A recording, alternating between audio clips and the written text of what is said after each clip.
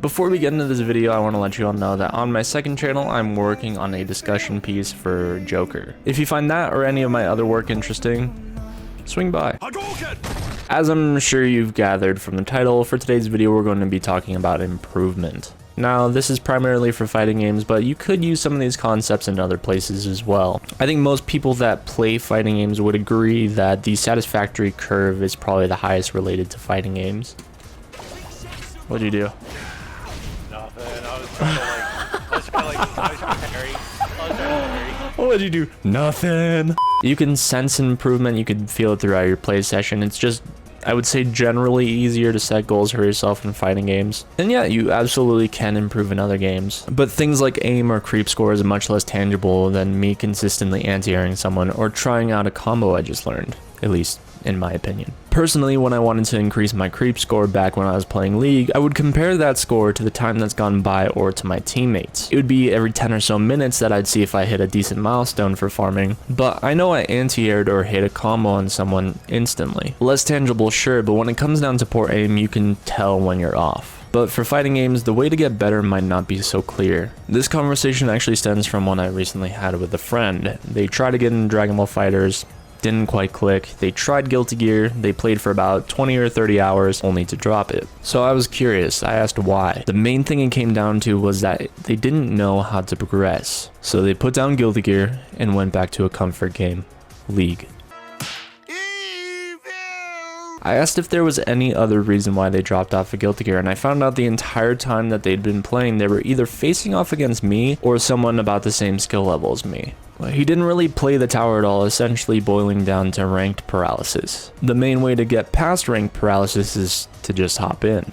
The points, the rank, they mean nothing. Once you go in with the mentality of there's nothing to lose, you'll start to feel as right as rain. Playing people that are better or generally more experienced than you can be great for experience, but if you're just getting started, it can be detrimental because you don't know what you don't know. Coming back with even a freshman understanding of things will be much more bearable, but fighting players that are stronger than you shouldn't be the only thing you do. You need to feel the fruits of your progress by playing people that are at or around your level, and that's where ranked games come in. Yeah, sure, maybe you lost, but the games were close. You got to test out a setup that you've been working on, and you almost had it. And here's where the improvement comes into play. The most important thing you could do to improve in a fighting game is to ask questions. Why did I lose? But also, why did I win? It's really easy to not ask yourself questions when you win because you felt as if you handled everything expertly, but you still might not know why you won. Why did I win? Well, my opponent kept trying to mash when they were negative. I knew every knockdown situation they would try to DP, so I did safe jumps a lot. All this Cammy would do would be try to sweep and mash right after, and she's minus after sweep.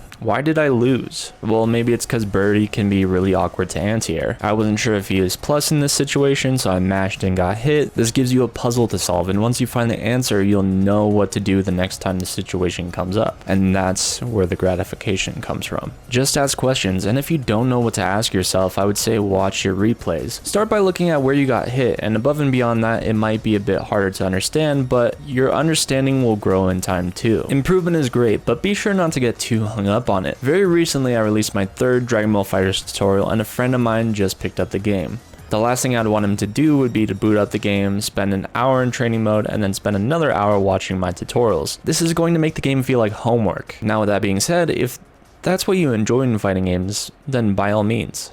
But for most people, the fighting part is where the good stuff is. If your approach for fighting games is to boot up the game and spend 2 hours in training mode before you actually get to play the game, then you're going to find yourself mentally exhausted before you even start your matches. The way I would actually approach this is with a small warm-up about 5 minutes, and even that might be a bit long, but in that 5 minutes you can set a goal for yourself. Maybe you want to anti-air, or maybe you want to try a combo, or even throw out a move that you want to use a bit more because you think it's useful. Then after that warm-up, go do the thing. Go play the game, go fight people. Give yourself some leeway because it's your first games. Play some, try to incorporate what you're trying to learn, but don't overload yourself with everything all at once. Focus on one thing at a time. If you find yourself running into something over and over again, that's when it's time to take things back to training mode to figure out. Once you get acclimated to everything and once you kind of start to get like a better understanding of things, that's when I would say it would be okay to fight players that are better than you. But just getting beat up is going to turn you away from the game and make you not want to pick it back up. If any of this resonated with you, I have a Discord link in the description. We got some new people in their Dragon Ball, we just started messing around with Soul Calibur 6, we're going to play some Dead or Alive, and a friend of mine from work was talking about playing some Killer Instinct sometime. Any game is on the table, and if you have someone in mind that you want to invite, by all means. I've said this before, but content is very good for passive improvement. Not even necessarily something like a tutorial or a matchup guide, but just watching someone else play. You'll absorb information without even realizing that you're doing it. I would say stuff like that string that you just saw right there, 423 from Superman, is really good for X, Y, and Z reasons.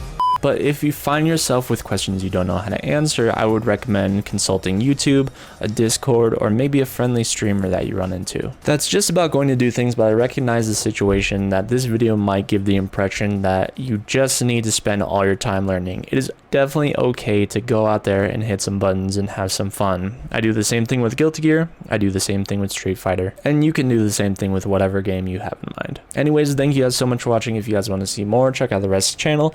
In the description, there's links to not just my channel, but my friends' channels as well. Anyways, I'll see you guys later. Peace.